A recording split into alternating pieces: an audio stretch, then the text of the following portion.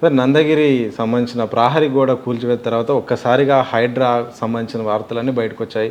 MLA దానం Nagendra direct మాట్లాడడం, ఏకంగా మీ పేరు తీసి డైరెక్ట్ మిమ్మల్ని టార్గెట్ చేయడం, అలాగే పేదల భూములు అక్కడ పేదల ఇండ్లు ఉన్నాయి, ఆ గుడిసెను కూల్చేశారంటూ కూడా మీ పైన ఆరోపణ చేశారు. నేను లోకల్ అధికారులు వస్తుంటారు పోతుంటారు, నేను మాత్రం ఎక్కడ ఉంటాయని కూడా ఒక పెద్ద సంచలనంగా మారిపోయింది. దానిపైన మీ రియాక్షన్ ఏంటి? దాని మీద ఆల్రెడీ చెప్పాను సతీష్. నేను నెంబర్ 1 ఫస్ట్ ఆ ల్యాండ్ ఇష్యూ గురించి, అంటే పార్క్ దాని గురించి. పార్క్ అనేది యాక్చువల్గా అది లేఅవుట్లో ఉంది. ఓకే.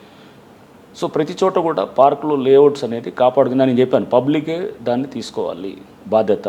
అంతకుముందు మిథిలాన్ నగర్ అని చెప్పి మేము ఏదో బంజారా హిల్స్లో చేస్తే అది కూడా దాదాపు ఎకరా పైన పక్కన బస్తీ వాళ్ళు ఆక్రమించుకొని ట్రై చేస్తుంటే డిమాలిష్ చేసి ఆ కాలనీ వాళ్ళందరూ కూడా పెద్ద ఎత్తున వచ్చేసి వాళ్ళే ఫెన్సింగ్ వేసుకొని కాపాడుకున్నారు. అంటే ఇట్లా చాలా చోట్ల కూడా వాళ్ళే వచ్చి చేసుకొని కాపాడుకుంటున్నారు. ఇక్కడ కూడా ఈ కాలనీ లేఅవుట్ వాళ్ళు వచ్చేసి మా ల్యాండ్లోకి ఎన్నున్నాయి, 3-4 స్ట్రక్చర్స్ ఉన్నాయి. ముందు ఆ చాయ్ బంకులు అవి పెట్టి ఉన్నాయి. ఇల్లులు కాదు, ఇల్లులంతా వెనకాల బస్తీలో ఉన్నాయి. మేము బస్తీ జోలికి వెళ్ళలేదు. పేదవాళ్ళు ఉన్న బస్తీ మీదకి వెళ్ళి మేము చేసింది ఏమీ లేదు. అక్కడ అసలు టచ్ కూడా చేయలేదు. మేము చేసింది కేవలం ఆ 3-4 ఏదైతే పార్క్లోకి వచ్చి ఏదైతే ఉన్నాయో దాన్ని మేము కాదంటున్నాం. నెంబర్ 1 అది డిమాలిష్ చేసాం.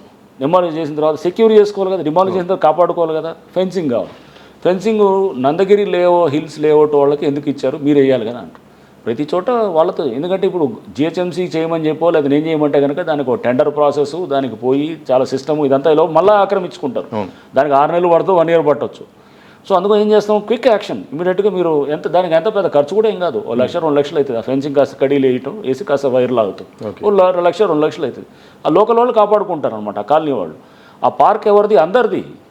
అది చేసిన నెక్స్ట్ బాట కావాలన్నారు. బాట ఎలా ఇస్తారు? పార్కుల్లో నుంచి ఎక్కడన్నా బాటలు చూసాము మనం? పార్క్ బాట ఉండదు. వాళ్ళకి బాట లేకుండా ఉందా పోనీ ఆ బస్తీ కంటే వేరే దగ్గర నుంచి మంచిగా ఉంది అనమాట. దానికి వేరే దగ్గర నుంచి బాట ఉంది. ఇటు నుంచి బాట అనేది పార్కులో నుంచి ఎలా ఇస్తామని చెప్పాను. పార్కులో నుంచి సో దాన్ని సెక్యూర్ చేసుకోవాలి. ఇది జరిగింది అనమాట. సరే, ఇక ఆయన వ్యక్తిగతంగా అన్నదానికి నేనేం రియాక్ట్ కాను. అది ఎక్కడ కూడా అది రకరకాలుగా మాట్లాడతాను.